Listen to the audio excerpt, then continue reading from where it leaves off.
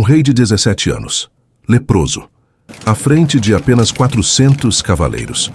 Do outro lado, 26 mil islâmicos comandados pelo general mais temido do mundo islâmico.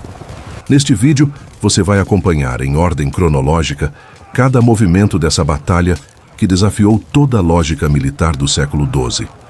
Do contexto que a tornou possível até a debandada que humilhou Saladino, você vai ver tudo, mas só se ficar até o fim. É 1177. O Reino Latino de Jerusalém existe há menos de 80 anos e já vive sob pressão constante. Saladino, sultão do Egito e de Damasco, está unificando o mundo islâmico ao seu redor como nenhum líder havia feito antes. Ele tem 39 anos, exércitos numerosos em múltiplas frentes e uma ambição clara: varrer os cruzados da Terra Santa de uma vez por todas. Para o Reino de Jerusalém, a situação não poderia ser pior. No trono, um adolescente com uma doença incurável. Balduíno IV assumiu o reino com 13 anos depois da morte do pai, o rei Amaury I. Ainda criança, seu tutor notou que ele não sentia dor quando apertava o braço de outros meninos durante as brincadeiras, sinal que médicos da época reconheceram como lepra. A doença avançaria pelo resto de sua curta vida, mas nunca avançou sobre sua vontade de lutar.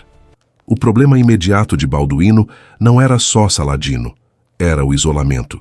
Em outubro de 1176, ele havia tentado resolver a questão da sucessão casando sua irmã Sibila com Guilherme Longa Espada, um jovem cavaleiro piemontês descrito como um dos mais formosos e valentes de sua época. A aliança durou meses. Guilherme morreu de paludismo em junho de 1177, deixando o trono novamente sem herdeiro e o rei sem aliado de confiança. Naquele mesmo ano, chegou à Palestina o conde de Flandres, Filipe de Alsácia, primo em primeiro grau de Balduíno e, ao menos nos planos do rei, um salvador.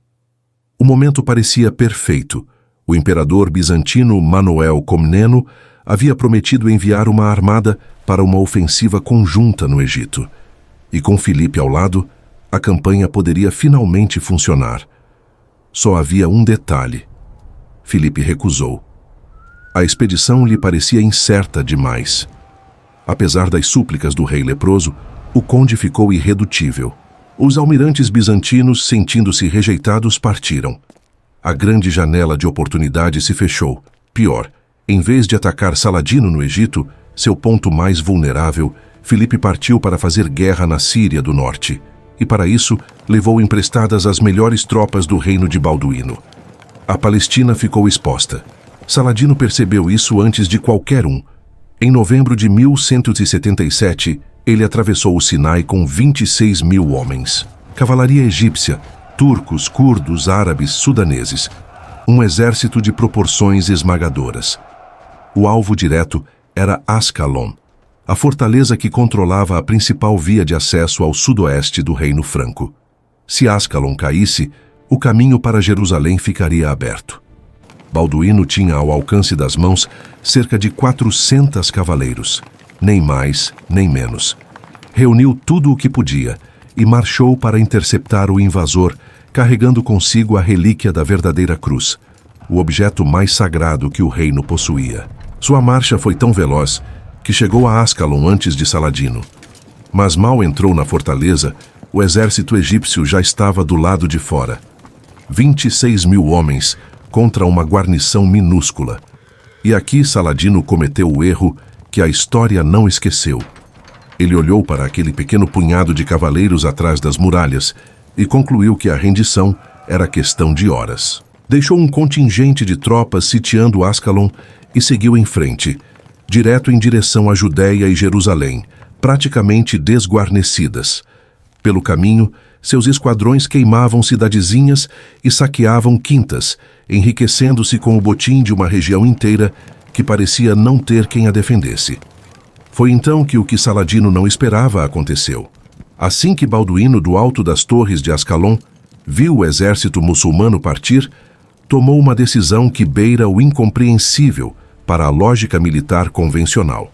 Abriu os portões e saiu, com seus 400 cavaleiros, em perseguição a 26 mil homens. Mas ele não seguiu pela rota direta. Em vez de marchar pela grande estrada de Jerusalém, o caminho óbvio, Balduíno escolheu um atalho ao norte, ao longo da costa, virando depois em linha reta para o sudeste. Um movimento que cortaria a estrada dos muçulmanos por onde eles menos esperavam. Enquanto atravessavam campos ainda fumegando das queimadas inimigas, um vigoroso desejo de vingança ia crescendo naquela pequena tropa. Quando avistaram as colunas muçulmanas descendo para o leito de um rio seco, perto de uma localidade que os francos chamavam de Montgisard, era 25 de novembro de 1177, Balduíno mandou parar. Desceu do cavalo, se prostrou diante da verdadeira cruz, carregada pelo bispo Aubert de Belém, e rezou com lágrimas nos olhos. Os cronistas registram que, ao ver o rei leproso ajoelhado no chão, o coração de cada cavaleiro se inflamou. Eles juraram sobre a cruz. Ninguém recuaria. Quem desse meia volta seria tratado como traidor. Voltaram às celas e carregaram. O impacto foi descrito por uma crônica árabe da época, o Livro dos Dois Jardins, com uma imagem que permanece até hoje. Os esquadrões francos surgiram como lobos, ardendo como chamas, carregando em massa. Os muçulmanos perderam o pé. O leito do rio seco, que devia ser o ponto de travessia tranquila de um exército vitorioso, virou uma armadilha. As bagagens, os cascos, os equipamentos, tudo entulhava o caminho e impedia qualquer reorganização. Saladino, que havia deixado suas tropas se dispersar pelo saque da região, não conseguiu reagrupar a tempo. O sultão do Egito e de Damasco, com seus milhares de guerreiros, fugiu diante de 400 cavaleiros. E não foi uma retirada organizada. Foi uma debandada pelo deserto de Amaleque, jogando armas e bagagens, galopando em linha reta rumo ao Egito. Saladino chegou ao Cairo em 8 de dezembro, com aproximadamente 1/10 do exército com que havia partido. Balduíno passou 2 dias recolhendo um botim descomunal em todas as estradas da região. Depois, retornou a Jerusalém em cortejo triunfal. Tinha 17 anos. Os cronistas medievais foram unânimes. Nenhuma vitória cristã mais bela havia sido obtida no Levante. E há um detalhe que não pode ser ignorado. O feito foi inteiramente de Balduíno. O conde de Flandres estava em outro lugar. O conde de Trípoli, ausente. Foi o rei leproso, sozinho com seus 400, quem executou a manobra. Fez o ataque e transformou uma derrota certa em triunfo histórico.